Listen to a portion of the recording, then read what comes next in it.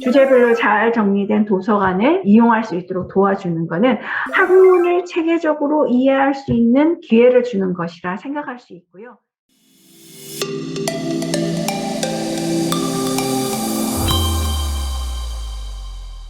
도서관 운영 실제, 특히 이용교육 부분이랑 장서 관리에서 장서 점검 부분 살펴보도록 하겠습니다. 도서관 이용 교육에 앞서서 학교 홈페이지에서 우리 학교 독서교육 지원, 종합 지원 시스템이 링크가 되어 있는지 확인하셔야 하거든요. 어느 메뉴인가는 학교 도서관 링크가 들어있어야 하거든요.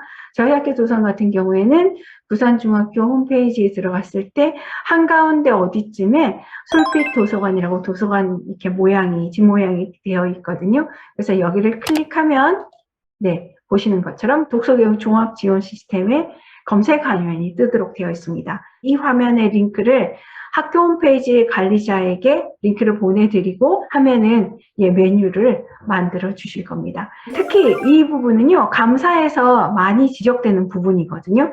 그래서 반드시 학교 홈페이지에 도서관이 링크가 있어야 된다. 그러면 먼저 이제 이용자 교육인데요. 이용자 교육에서도 학생들에게 학교 홈페이지에서 도서관 링크가 있으니까 거기를 통해서 우리 도서관에 어떤 책이 있는지 검색할 수 있습니다. 네, 이용 교육을 하시겠죠. 그렇게 됐을 때 도서관에 와서 어떤 책을 찾을 수 있다. 그러면은 책을 찾는 방법과 책에 대해서 학생들이 알아야 하거든요. 이용 교육 프로그램을 만드셔도 되고요. 보통 중학교, 고등학교 같은 경우에는 1학년 때 도서관 이용 교육을 실시하는 편이거든요. 제가 하고 있는 도서관 이용 교육을 잠시 보여드리면요. 학교 홈페이지에서 도서관의 자료를 검색할 수 있다는 걸 알려주고 나서 책에는 부위별로 이름이 있다. 책 제목이 어디 있다. 바코드 레이블은 어디에 붙어 있다. 그리고 책의 참고기호는 어디에 붙어 있다. 부위별로 각각의 요소에 대해서 설명을 하게 됩니다. 그렇게 설명하고 나오면은요, 학생들하고 최고의 책이라는 게임을 하는데요. 어떤 게임이냐면요. 내 책이 최고다 하는 건데요. 도서관에서 마음에 드는 책을 학생들에게 찾아오라고 해요. 그래서 학생들이 마음에 드는 책을 한 권씩 골라옵니다. 그리고 3통에서 문제카드를 뽑는데요. 그 문제카드는 이제 선생님이 교사가 미리 만들어 놓은 거죠. 그리고 최고의 책을 가립니다.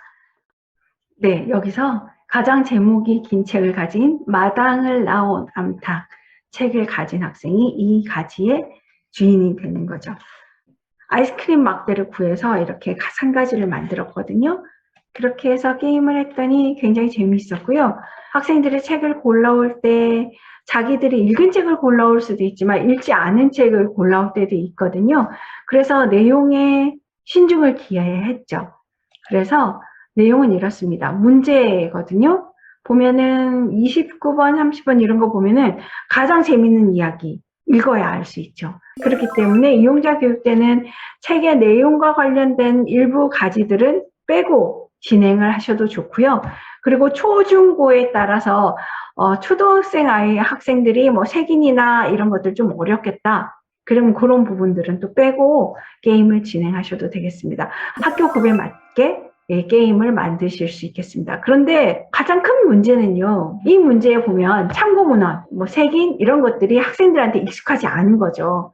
그래서 아이들이 선생님 색인이 뭐예요? 이렇게 질문을 하면요. 저희가 모둠이 9모둠이거든요. 그러면은 9번을 설명을 해야 하는 거예요. 색인에 대해서. 너무너무 힘든 거예요. 그래서 이렇게 한번 시행착오로 겪고 난 다음에는 이 가지에 뒤편에다가 파란 글씨로 내용을 썼어요. 앞에 있는 문제에 대해서 설명하는 내용이죠. 그래서 서술 정보를 활용하는 게임이었고요. 책의 내용으로 설득도 할 수 있고요. 그런데 한 가지를 하나 뽑았을 때 시간을 제한을 두지 않으면요. 이 전체의 게임을 수업 시간 안에 해내기 어렵거든요. 그렇기 때문에 한 가지를 뽑았을 때 1분 안에 해결하기. 1분 안에 해결이 안 되면 그 가지를 버리거나 또는 가위바위보로 결정하기 해서 1분 안에 가능하면 끝낼 수 있도록 게임을 진행하고 있습니다. 그리고 이렇게 게임을 진행하고 나서는요. 매체별 참고문헌 작성법을 알려주는데요. 책의 참고문헌이 어떤 거다 하는 거 이제 학생들이 알았으니까 참고문헌을 어떻게 작성하는지 그 서술 방식에 대해서 알려주는 거죠. 물론 참고문헌 작성법이 뭐 시카고 방식이니 뭐 여러 가지 방식들이 있는데 그중에 저는 APA 방식을 선택해서 학생들에게 알려주고 있고 내가 이 수행평가를 해결하기 위해서 어떤 자료를 사용했습니다 해서 참고문헌 작성법에 따라서 적을 수 있도록 설령 그 교과 선생님께서 수행평가 마지막에 참고문을 작성하세요 하지 않았더라도 참고문을 작성해서 좋은 점수를 받을 수 있다 하는 팁을 주고요.